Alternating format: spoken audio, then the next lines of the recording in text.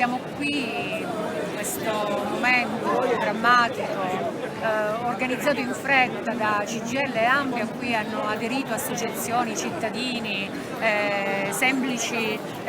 uomini, donne, studenti, perché è un momento complesso e difficile. Intanto vogliamo dare la nostra solidarietà al popolo francese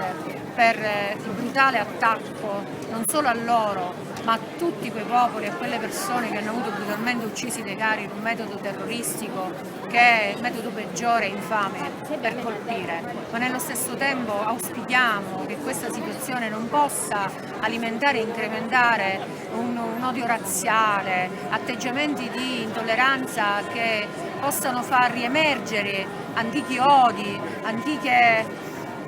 chiusure o addirittura scontri di civiltà. Sicuramente va fatta una riflessione seria dal punto di vista sociale e politico, sicuramente l'azione della sola Europa in tutto questo non basta, occorre una sinergia qui posso dire globale, e molto ma molto dipende anche da noi cittadini, da come ci rapportiamo con chi è di una religione diversa, di una razza diversa. Adesso occorre sicuramente tacere in questo momento, da domani le riflessioni e le azioni.